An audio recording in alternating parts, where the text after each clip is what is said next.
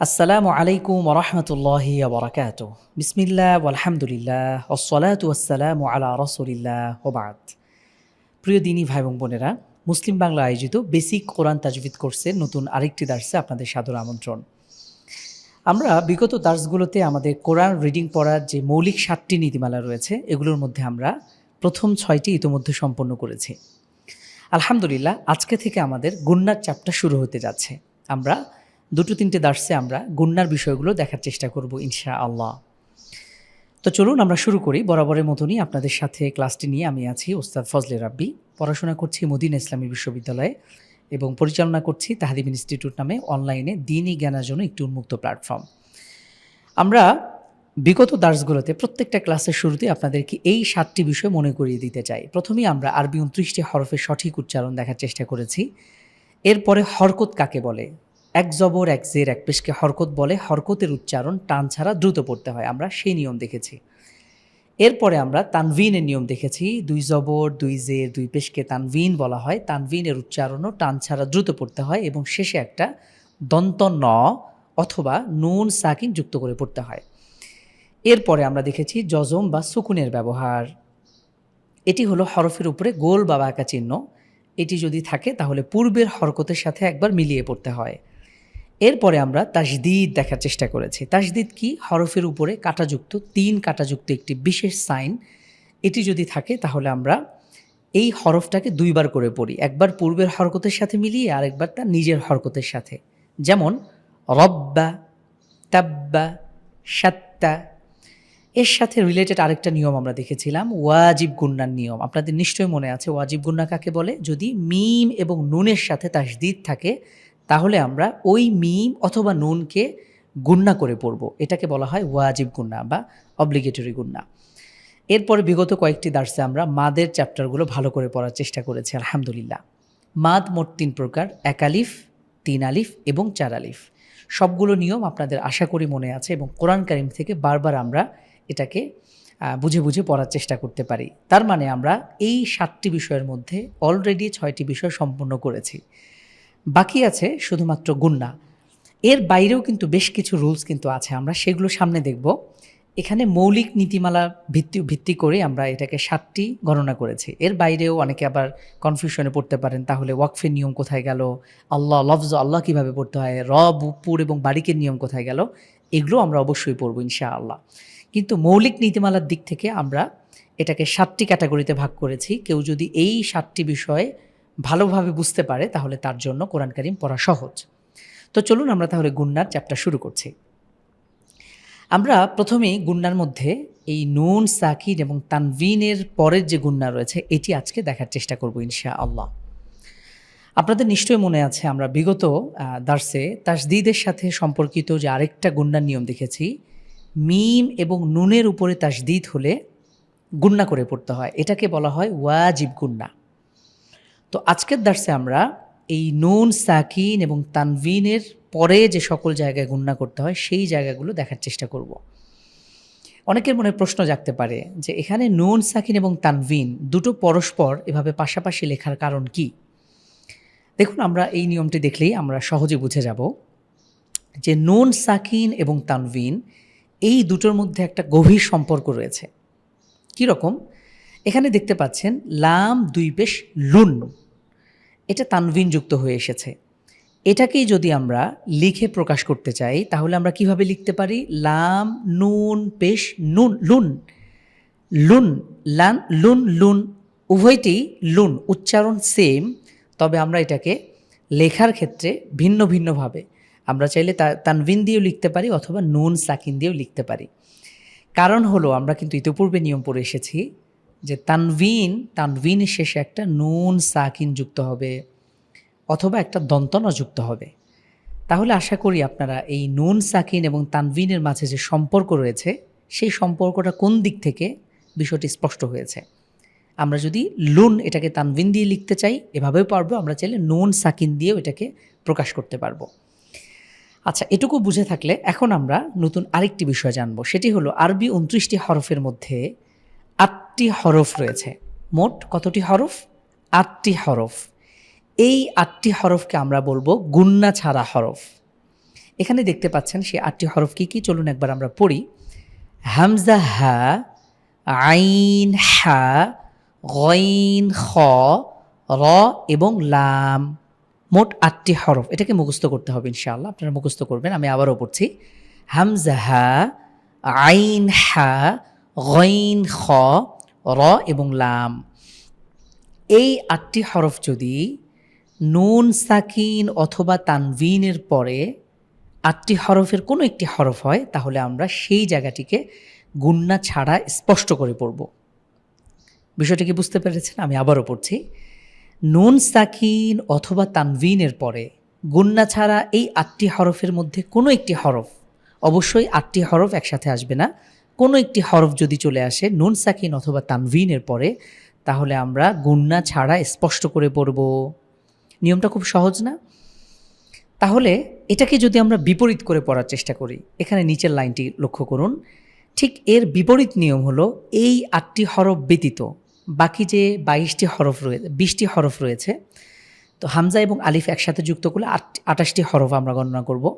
তো 28টির মধ্যে যেহেতু 8টি হরফ মাইনাস এখান থেকে গুন্না ছাড়া হরফ, তাহলে বাকি থাকে 20টি। বাকি হরফগুলো যদি নুন সাকিন অথবা তানভিনের পরে আসে, তাহলে আমরা সেই জায়গাগুলোতে গুন্না করে পড়ব। আশা করি নিয়মটা আপনারা বুঝতে পেরেছেন। আমি আবারও পড়ছি শেষবারের মতন।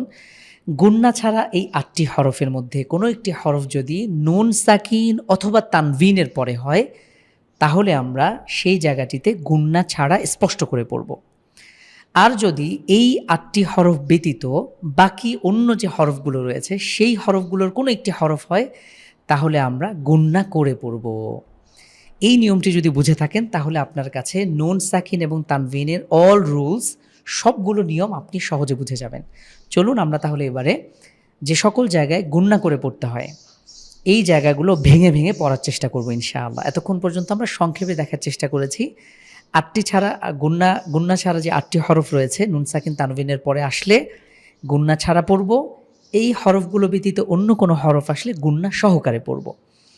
তো এই যে গুন্না সহকারে আমরা যে পড়ব যে লেটারগুলো, এরকম 20টি লেটার, এটাকে আমরা বিভিন্নভাবে গুন্না করতে পারি। কোথাও লুকিয়ে গুন্না হবে, কোথাও মিলিয়ে গুন্না হবে, কোথাও পরিবর্তন করে গুন্না হবে। আমি 3টি বিষয় বলেছি। কোথাও লুকিয়ে গুন্না হবে, কোথাও মিলিয়ে গুন্না হবে, কোথাও পরিবর্তন করে গুন্না হবে। এখন আমরা বিস্তারিত জানার চেষ্টা করব। প্রথমেই যেটি আমরা দেখব সেটি হলো ইখফা। ইখফা শব্দের অর্থ হচ্ছে লুকানো। আমরা লুকিয়ে গুন্না করব কখন? ইখফার এই 15টি হরফ যদি নুন সাকিন অথবা তানভিনের পরে হয়, তাহলে আমরা সেই নুন সাকিন অথবা তানভিনকে নাকের ভিতরে লুকিয়ে গুন্না করে পড়ার চেষ্টা করব। তাহলে এই 15টি হরফ আমাদেরকে খেয়াল রাখতে হবে। কি কি? তা, থা, জিম, দাল, দাল, ঝা, সিন, শিন, সদ, দ, ত, দ, ফা, কফ এবং কাফ। এটি আপনারা চাইলে মুখস্থ করতে পারেন, অথবা পড়তে পড়তে আপনারা এটার সাথে ইউজ টু হয়ে যেতে পারেন। অথবা আমরা এভাবে মনে রাখতে পারি, যেহেতু নুন সাকিনের তানভিনের পরে গুন্না ছাড়া লেটারের বাইরের হরফ এগুলো, আমরা এগুলোতে গুন্না করে পড়ব। তাহলে এই লাইনটি মুখস্থ করতে হবে। এখন আপনারা আসুন আমরা সরাসরি উদাহরণে চলে যাই। শর্ত হলো নুন সাকিন অথবা তানভিনের পরে এই 15টি হরফের কোনো একটি হরফ আসতে হবে। এখানে লক্ষ্য করুন, হামজা নুনজের ইন, এখানে নুন সাকিনের পরে কাফ লেটার দেখতে পাচ্ছি, আর কাফ হলো ইকফার একটি হরফ। সুতরাং আমরা এখানে গুন্না করব। যেমন ইং, কুং, তুম। পরবর্তী শব্দে যদি লক্ষ্য করেন, এখানেও নুন সাকিনের পরে তা হয়েছে। তাহলে নুন সাকিনের পরে যেহেতু তা, এটি গুন্না ছাড়া 8টি হরফের বাইরের হরফ, এবং এটা হলো ইকফার 15টি হরফের একটি। সুতরাং আমরা এখানে ভিতর দিয়ে গুন্না করে পড়ব, লুকিয়ে গুন্না করব। এখানে আমরা কিভাবে পড়তে পারি? ইং, কুং, তুম, ইং, কুং, তুম। পরবর্তী উদাহরণ লক্ষ্য করুন। এখানে লক্ষ্য করুন, নুন সাকিনের পরে ত হয়েছে। নুন সাকিনের পরে ত আমরা এখানে দেখতে পাচ্ছি, এটি হলো গুন্না ছাড়া 8টি হরফের বাইরের হরফ, এবং এটি এই ইকফার 15টি হরফের একটি। তাহলে আমরা এখানে নুন সাকিনের পরে গুন্না করব। কিভাবে গুন্না করব? ইয়া নুন জবর ইয়াং, ইয়াং, অনেকটা অনুস্বারের মতন আমরা উচ্চারণ করব। ইয়াং তুইকু, ইয়াং তুইকু, ইয়াং তুইকু। এরপরে লক্ষ্য করুন ফা নুন জবর ফাং, সরাসরি এসে এখানে কোথায় ধরবে? নুনকে ধরবে। মাঝখানে হামজা, এরপরে যেহেতু সুকুন আছে, আমরা যেহেতু সুকুনকে মিলিয়ে পড়তে হয়, আমরা সরাসরি ফা নুন জবর ফাং।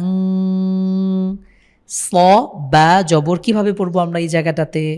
যেহেতু এখানে বার সাথে সুকুন রয়েছে, আমরা জানি কফ ত বা জিম দাল এগুলো হলো কলকলার হরফ, তাহলে ধাক্কা দিয়ে পড়তে হবে।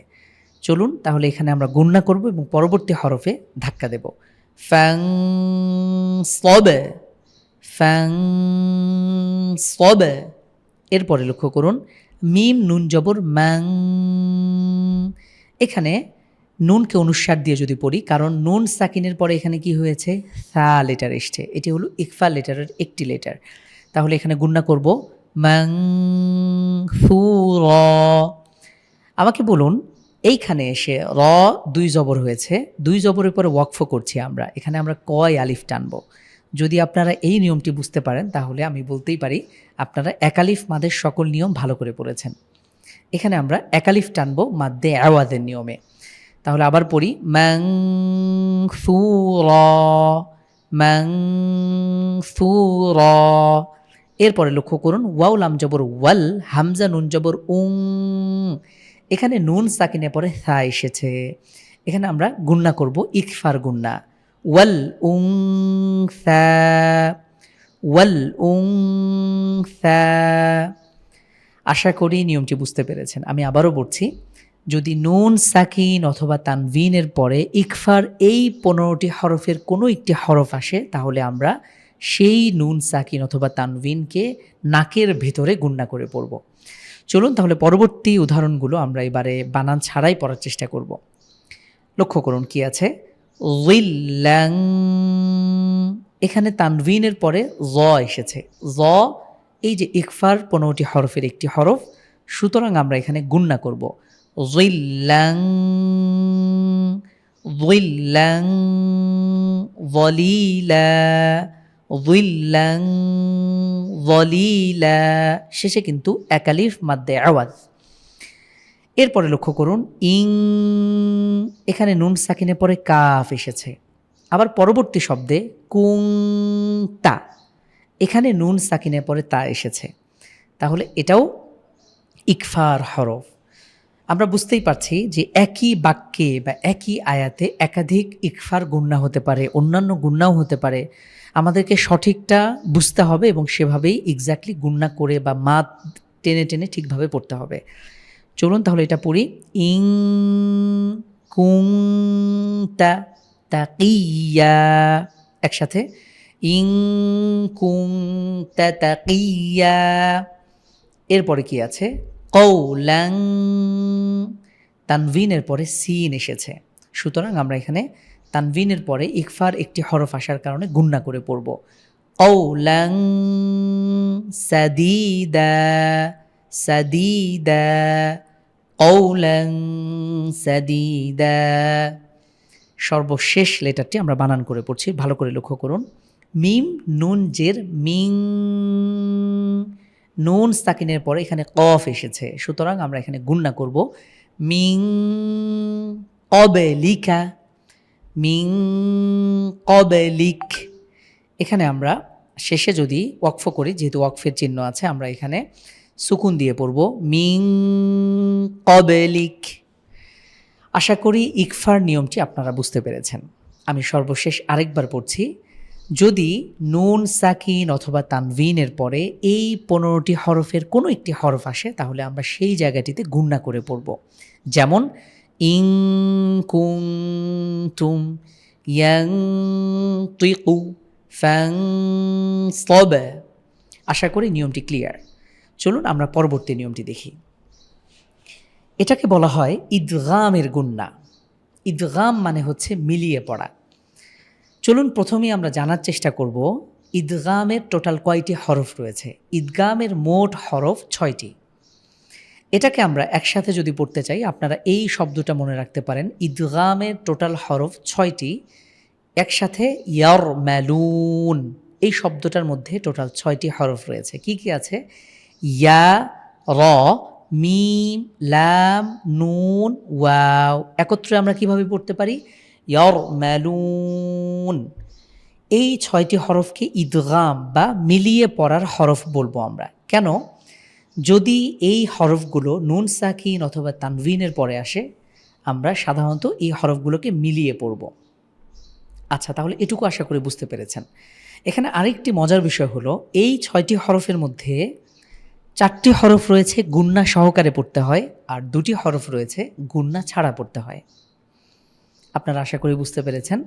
এই 6টি হরফের মধ্যে 4টি হরফ রয়েছে এমন যেটা গুন্না সহকারে পড়তে হয়। তাহলে 6টির মধ্যে 4টি চলে গেলে বাকি থাকে 2টি। বাকি 2টি হরফ গুন্না ছাড়া পড়তে হয়। বিষয়টা কি ক্লিয়ার? এই 6টি হরফের মধ্যে 4টি হরফ আমরা গুন্না সহকারে পড়ব, বাকি 2টি হরফ গুন্না ছাড়া পড়ব।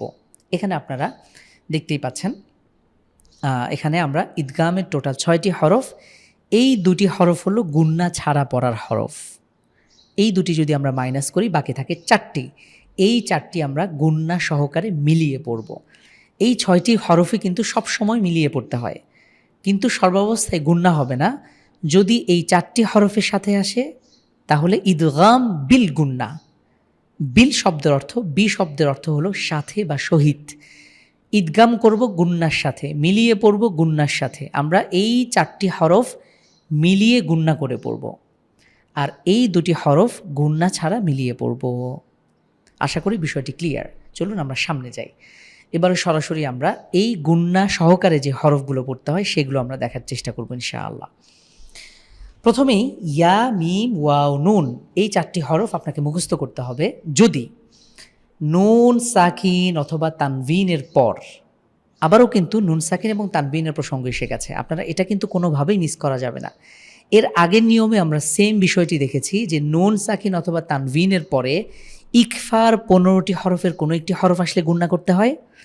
আর এখানে আমরা দেখছি নুন সাকিন অথবা তানভিনের পর এই 4টি হরফের কোনো একটি হরফ আসলে মিলিয়ে গুণনা করতে হয়। বিষয়টি কি ক্লিয়ার? নুন সাকিন অথবা তানভিনের পরে ইদগামের এই 4টি হরফের কোনো একটি হরফ আসলে মিলিয়ে গুণনা করব আমরা। এটাকে বলা হয় ইদগাম বিল গুন্না। ইদগাম বিল গুন্না অর্থাৎ ইদগাম করব, মিলিয়ে পড়ব গুন্নার সাথে, গুন্নার সাথে মিলিয়ে পড়া, ইদগাম বিল গুন্না। ইদগাম বিল গুন্নার হরফ 4টি, ইয়া, মিম, ওয়াও, নুন। নুন সাকিন অথবা তানভিনের পরে ইয়া, মিম, ওয়াও, নুন আসলে গুন্না সহকারে মিলিয়ে পড়ব। আশা করি ক্লিয়ার। এখন আমরা সরাসরি পড়তে যাচ্ছি।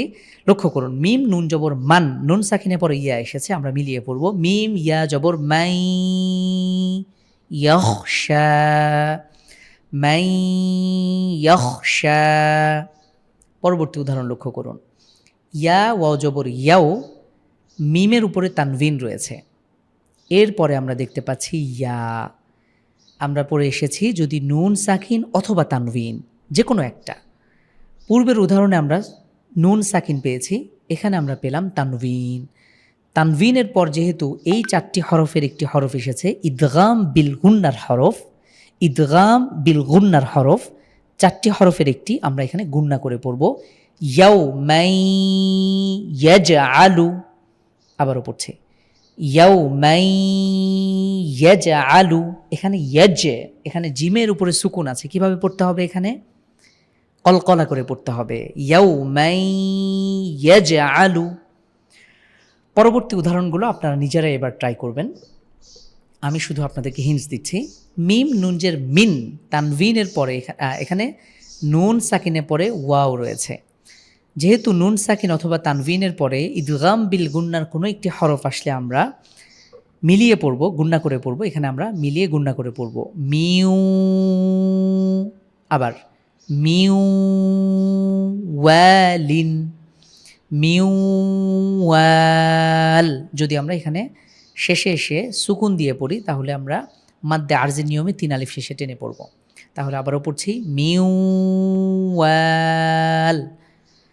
আচ্ছা, এরপরে দেখুন কি আছে, ইলাহাউ, এখানে হার উপরে তানভিন, এরপরে ওয়াও রয়েছে। ইদগাম বিল গুন্নার একটি হরফ, এখানে গুন্না করে পড়ব ইলাহাউ ওয়াহিদা, ইলাহাউ ওয়াহিদা, ইলাহাউ ওয়াহিদা। প্রত্যেকটা উদাহরণ প্রিয় দিনী ভাই বোন আপনারা একাধিকবার পড়বেন, কারণ প্রত্যেকটা উদাহরণ কিন্তু কোরআন কারীম থেকে নিয়ে আসা। আপনারা যদি এই নিয়মগুলো ভালো করে আয়ত্ত করতে পারেন, কোরআন কারীম আপনাদের জন্য সহজ হয়ে যাবে ইনশাআল্লাহ। এরপরে লক্ষ্য করুন, মিম নুন জের, এখানে তান সুকুন রয়েছে, নুন সাকিন। নুন সাকিন অথবা তানভিনের পর ঈদগামের কোনো হরফ আসলে আমরা গুন্না করে পড়ব। এখানে নুন এসেছে, সুতরাং আমরা গুন্না করে পড়ব মিম নুন জের মিন। নুন ত পেশ নু ত, এখানেও কলকলা, তর উপরে সুকুন এসেছে, কলকলা করব মিন নু ত ফ্যাতিন। এখানে একটা ওয়াকফের নিয়ম আপনারা সিম্পলি জেনে নিতে পারেন। যদি শেষে গোলতা থাকে, শেষে যদি গোলতা থাকে আর আমরা যদি এরপরে ওয়াকফ করি বা থামি, তাহলে সেই গোলতাকে হা ধরে পড়তে পারি, হা সুকুন। এটা আমরা সামনের নিয়মে দেখব, যদি না হয় তাহলে আপনারা মিলিয়ে পড়তে পারেন। যদি ওয়াকফ করি তাহলে এই তাকে, গোলতাকে আমরা হা সুকুন ধরে পড়ব। তাহলে কিভাবে পড়তে পারি, মিন, এখানে গুন্না করতে হবে ইদগাম বিল গুন্নার হরফ, মিন নু তফাহ। আর যদি ওয়াকফ না করেন তাহলে মিন নু তফাতিন। জাস্ট ওয়াকফের নিয়মটা জানা হয়ে গেল, আমরা সামনে আরও বিস্তারিত দেখব। এরপরে কি আছে, আমিলাতুন, এখানে তানভিনের পরে কি এসেছে, এখানে নুন এসেছে, ইদগাম বিল গুন্নার হরফ, সুতরাং আমরা এখানে গুন্না করব আমিলাতুন নাসিবাহ। এখানে গোল তার উপরে ওয়াকফ করলে আমরা এখানে হা সুকুন ধরে পড়ব আমিলাতুন নাসিবাহ। এরপরে লক্ষ্য করুন, মিম, এখানে নুন সাকিনের পরে কি এসেছে, মিম এসেছে, ইয়া মিম ওয়াও নুন। এই মিম হলো ইদগাম বিল গুন্নার হরফ, আমরা মিলিয়ে গুন্না করে পড়ব মিম মাল। শেষে এক আলিফের পর ওয়াকফের কারণে মাদ্দে আরজি 3 আলিফ, মিম মাল। সর্বশেষ উদাহরণটা আমরা দেখব আযাবাম মুহিনা। এখানে তানভিনের পরে মিম এসেছে, ইদগামের হরফ, ইদগাম বিল গুন্নার হরফ, আযাবাম মুহিনা। আলহামদুলিল্লাহ, তাহলে আমরা নুন সাকিন এবং তানভিনের আরেকটি নিয়ম দেখলাম। আচ্ছা বলুন তো, আমরা ইখফার কয়টি হরফ দেখেছি? একটু আগেই আমরা ইখফার মোট 15টি হরফ দেখেছি। এখন আমরা ইদগাম বিল গুন্নার কয়টি হরফ দেখলাম? 4টি হরফ। তাহলে 15 এবং 4-এ কয়টি হয়? আপনারা এতদিন এসে আপনারা হয়তো অঙ্কটাও একটু করে পড়তে হচ্ছে, প্রয়োজন হচ্ছে। আমরা 15 এবং 4-এ মোট 19টি হরফ পাই। তাহলে মোট 19টির মধ্যে আমরা গুন্না সহকারে যে টোটাল 20টি হরফ, 20টির মধ্যে চলে গিয়েছে 19টি, বাকি থাকে কেবল মাত্র একটি হরফ। এই একটি নিয়ম আমরা এখন দেখব। প্রথমে আসি, এটার নাম হলো ইকলাবের গুন্না। ইকলাব মানে হলো পরিবর্তন করে পড়া। ইকলাব শব্দের অর্থ পরিবর্তন করে পড়া, চেঞ্জ করে পড়া। দেখুন এখানেও নুন সাকিন অথবা তানভিনের পরে এই সেম জিনিসটি কিন্তু বারবার আসবে। যখনই নুন সাকিন এবং তানভিনের গুন্নার প্রসঙ্গ আসবে, তখন আপনাদেরকে অবশ্যই নুন সাকিন এবং তানভিন এই দুটি বিষয় একসাথে মেনশন করতে হবে, যে নুন সাকিন অথবা তানভিনের পরে এই অবস্থাতে গুন্না করব এবং এই অবস্থাতে গুন্না হবে না।